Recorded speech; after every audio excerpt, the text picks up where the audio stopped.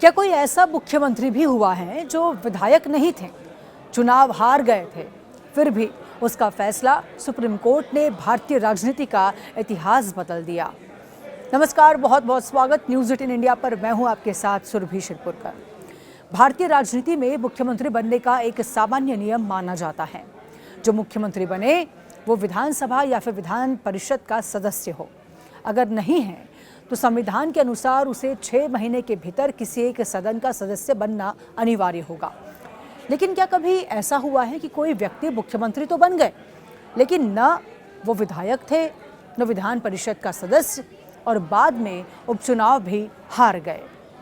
इतना ही नहीं, उनके मामले पर सुप्रीम कोर्ट का फैसला आज भी भारतीय राजनीति और संविधान के सबसे महत्वपूर्ण व्याख्याओं में गिना जाता है।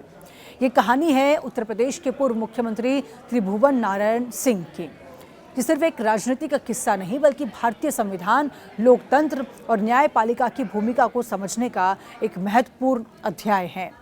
साल 1970 में उत्तर प्रदेश की राजनीति अस्थिर दौर से गुजर रही थी। चौधरी चरण सिंह की सरकार गिर चुकी थी और नई सरकार बनाने की कवायद चल रही थी। अलग अलग दलों के समर्थन से कांग्रेस के नेता त्रिभुवन नारायण सिंह को मुख्यमंत्री चुना गया। लेकिन यहाँ एक बड़ी संवैधानिक चुनौती थी। त्रिभुवन नारायण सिंह उस समय न तो उत्तर प्रदेश विधानसभा के सदस्य थे और न ही विधान परिषद के। इसके बावजूद राज्यपाल ने उन्हें मुख्यमंत्री पद की शपथ दिला दी।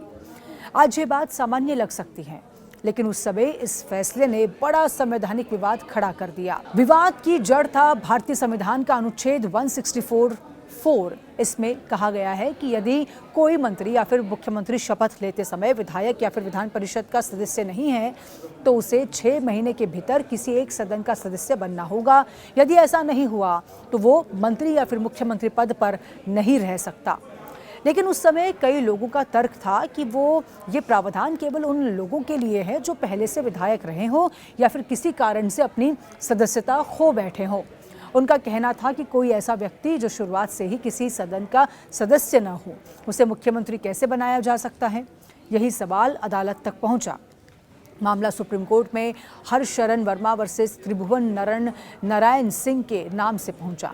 याचिकाकर्ता का कहना था कि मुख्यमंत्री बनने के लिए पहले विधायक या फिर एमएलसी होना जरूरी है और 6 महीने का प्रावधान सिर्फ सदस्यता दोबारा हासिल करने के लिए है और न कि किसी भी गैर सदस्य को मुख्यमंत्री बनाने के लिए।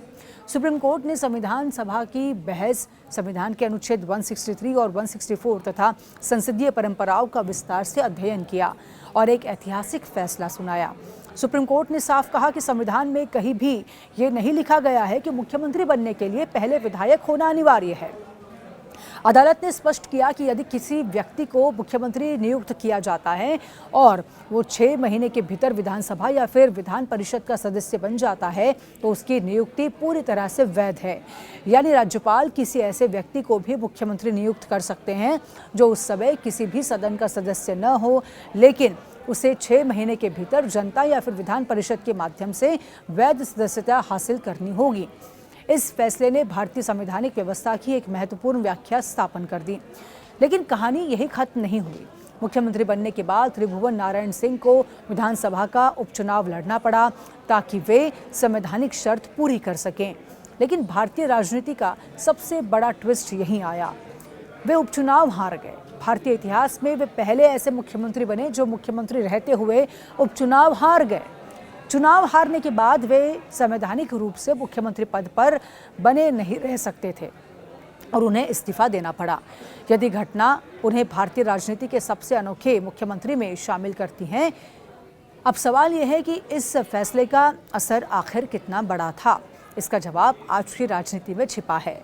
सुप्रीम कोर्ट के इस निर्णय ने स्पष्ट कर दिया कि मुख्यमंत्री बनने के लिए तत्काल विधायक होना आवश्यक नहीं है। इसी संवैधानिक व्यवस्था के तहत बाद के वर्षों में कई राज्यों में ऐसे नेता मुख्यमंत्री बने जो शपथ लेते समय विधायक नहीं थे। उन्होंने बाद में उपचुनाव जीतकर या फिर विधान परिषद के सदस्य बनकर अपनी सदस्यता पूरी की। यानी संविधान नेतृत्व देने का अवसर तो देता है, लेकिन 6 महीने के भीतर जनता या फिर विधिमंडल की स्वीकृति लेना भी अनिवार्य करता है। राज्यपाल की भूमिका भी इस पूरे मामले में बेहद महत्वपूर्ण मानी गई।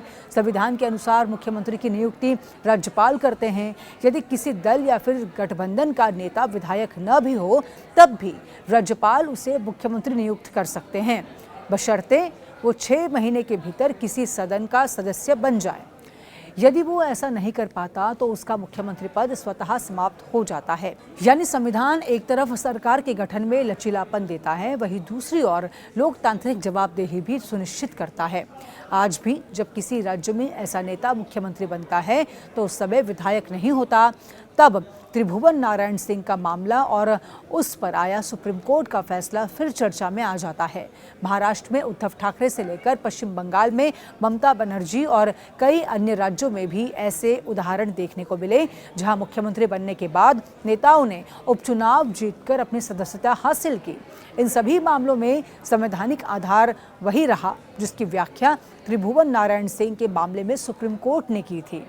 त्रिभुवन नारायण सिंह का कार्यकाल भले ही छोटा रहा हो, लेकिन उन्होंने भारतीय संवैधानिक इतिहास में एक ऐसी मिसाल छोड़ी जिसे आज भी कानून के विद्यार्थी, संवैधानिक विशेषज्ञ और राजनीतिक विश्लेषक याद करते हैं। उनका मामला ये बताता है कि संविधान केवल सत्ता हासिल करने का रास्ता नहीं दिखाता, बल्कि सत्ता पर लोकतांत्रिक नियंत्रण भी सुनिश्चित करता है। ये कहानी सिर्फ एक मुख्यमंत्री की नहीं, बल्कि उस लोकतांत्रिक व्यवस्था की है जो शासन को लचीलापन भी देती है और अंततः जनता के जनादेश को सर्वोच्च भी मानती है।